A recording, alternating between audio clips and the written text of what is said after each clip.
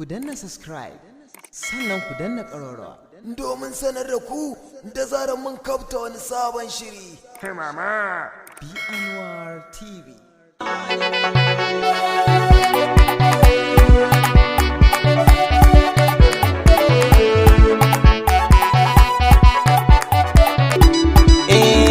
Kadai zana baiwa zuciya ta mina ba kamar ke tauraruwa a wata. To ki dawo Aminatu ki dawo, gani ni dai na ta kai da kawo. Yaushe ne za mu gana gashi ni na kosa sanki ya zagaye cikin jikina. Zuciya ta kin san tana da rauni, gashi kin bar ta cikin tunani. To idan kin guje ni ina zan koma ko a gefe na zuciya a jini. Duka mata ba za su kayyake ba, ni ina san kimina ba kaɗan ba. Na yi kuka na zuciya akan ƙaunar ki karke bar so ya zo ya hallaka ni. Rayuwata da ke ta samu gata, ke karai ni na ke kira gwanata. Ya so ɗalibinki ne ki yi mun bita, gani na zo ki sani makaranta.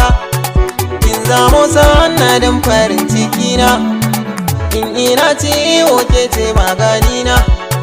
Ni na in za a bani ke to ni zan zauna in ta kallon ki a dare da rana. Ki ta yi man zancen ki masu daɗi, rayuwa za mu yau cikin nishaɗi.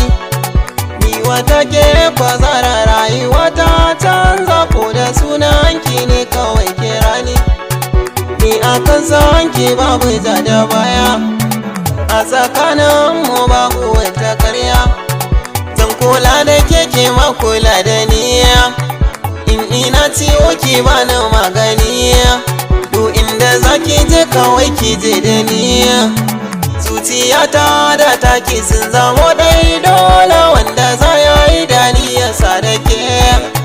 Mina dan Allah zo ki mini gata, yau a mata ke ce ki kai rata.